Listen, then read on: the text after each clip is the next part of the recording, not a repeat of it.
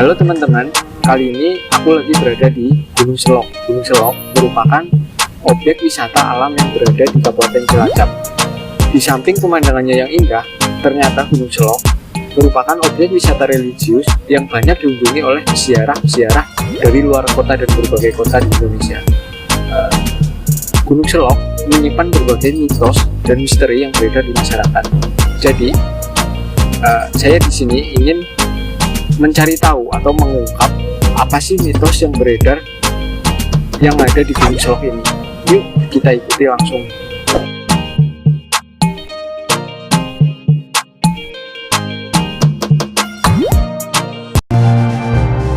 Kalau kita berbicara mengenai asal mula Padepokan ini, itu tidak pernah bisa terlepas dari perjuangan kehidupan seorang guru yang luar biasa, sosok tokoh agama, budayawan, sejarawan yang sangat luar biasa, yaitu almarhum Yang Mulia Pendeta Matejo yang pertama kali datang ke daerah Gunung Selok ini, kemudian mengusahakan terbentuknya satu kompleks padepokan.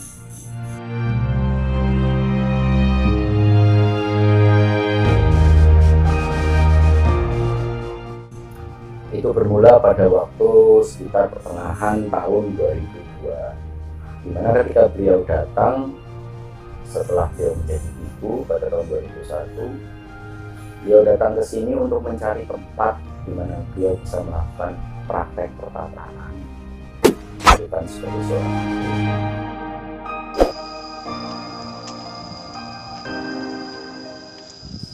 Beliau kemudian dengan bantuan beberapa pihak, termasuk juga daerah sini, penduduk sini, ya, membangun satu gubuk kecil berukuran 3 kali 4 meter.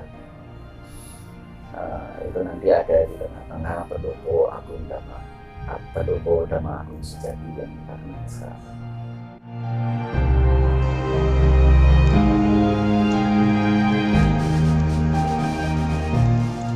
Pada tahun 2004, Bante sudah mulai melakukan penanaman kembali hutan ini sekitar 4.000 pohon.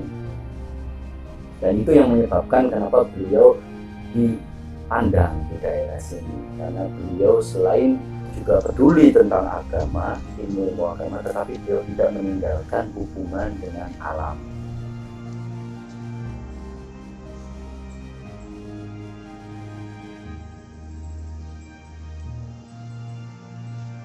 Tahun 2006, gubuk beliau yang mulai mengalami renovasi menjadi lebih bagus sampai kemudian bertembok kayu. Tadinya cuma ulit, ya, sekitar tahun 2006 itu sudah mulai bertembok kayu, berkembang kemudian sekitar tahun 2011 bulan November tanggal 11 dimulailah pembangunan pendopo yang kita bisa lihat sekarang.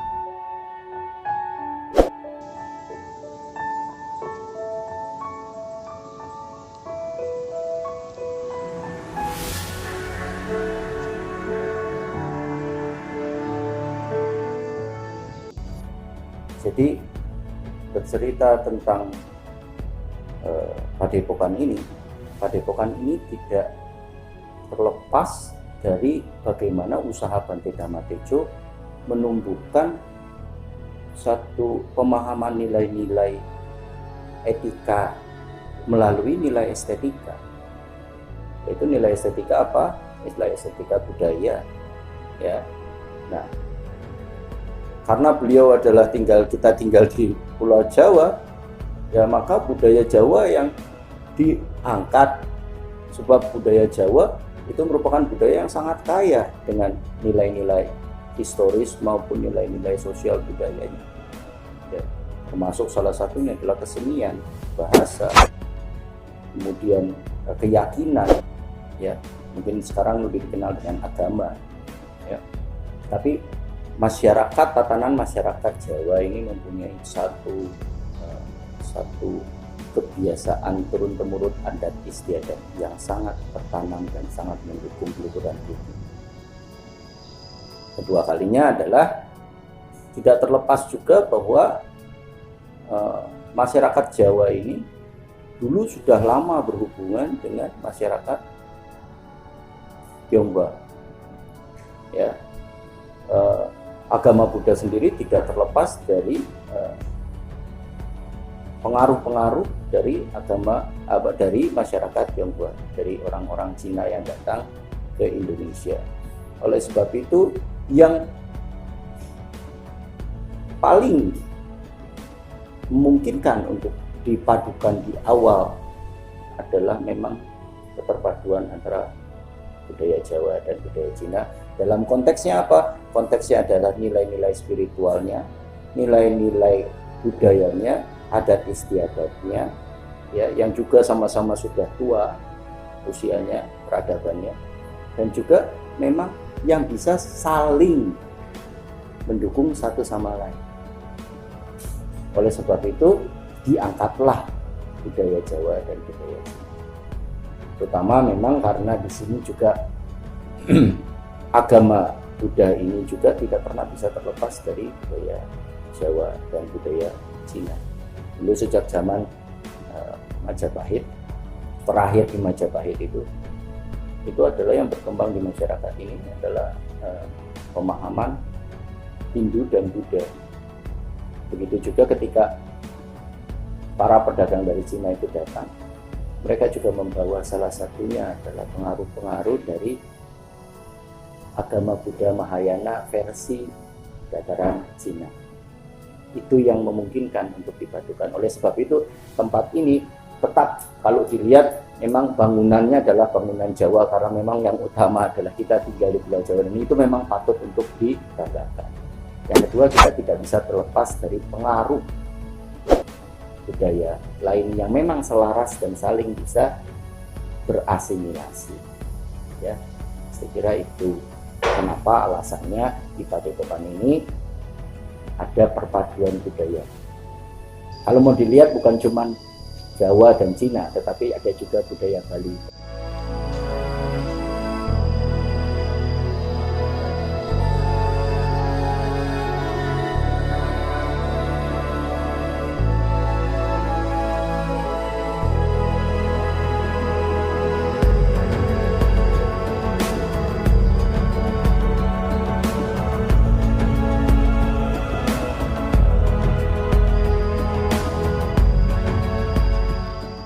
Jadi memang kegiatan-kegiatan utama Padepokan ini adalah kegiatan untuk mengkaji dan menumbuhkan kepribadian di dalam diri kita, mengenal siapa sesungguhnya diri kita. Dan ini dapat dilakukan melalui puja bakti, yang mana puja bakti itu memang secara rutin dilakukan setiap pagi dan sore. Pagi itu sekitar jam 4.30 pagi, terus 4:30 kita mulai, beberapa sudah mulai duduk di sini seberapa jam 5, tetapi kita mulai start sepagi mungkin untuk lakukan. Setelah itu dilanjutkan dengan pembacaan parita suci, yaitu adalah mengulang sabda suci Buddha. Yang kedua kalinya adalah sore hari, mulai dari jam 5 mulai duduk meditasi lagi di sini. Kemudian kira-kira jam 6:30 dimulai pembacaan parita kembali. Dan itu adalah kegiatan rutin yang dilakukan. Karena apa? Karena pada prinsipnya pembersihan batin ini tidak bisa dilakukan hanya satu kali, tetapi melalui konsistensi yang dilakukan setiap saat. Walaupun kegiatan-kegiatan yang lain yang bersifat eventual, artinya ada yang bersifat perayaan, itu juga kemudian yang sangat erat hubungannya dengan kepercayaan masyarakat sekitar adalah perayaan Jumat Kliwon. Pada malam Jumat Kliwon itu malam yang dianggap sakral bagi orang Jawa, orang Jawa, keturunan Jawa pada umumnya, itu kita mengadakan juga Buddha Bakti. Tetap pembacanya parita, tetapi momennya menempatkan dengan perayaan Kliwon. Itu tetap diadakan 35 hari sekali seperti yang biasanya kita adakan di sini, di tempat ini. Nah, kalau puja bakti pagi dan sore juga, ini adalah sebetulnya pendopo yang sentral. Kegiatan apapun dari padepokan itu sentralnya di sini. Ya, ini adalah altar utama dari puja bakti. Selain juga ada beberapa tempat yang lain untuk seperti petilasannya Eyang Agung Sanghyang-Jati, petilasannya Eyang Tumbil Wulung, petilasannya Ajeng Ratu Kidul.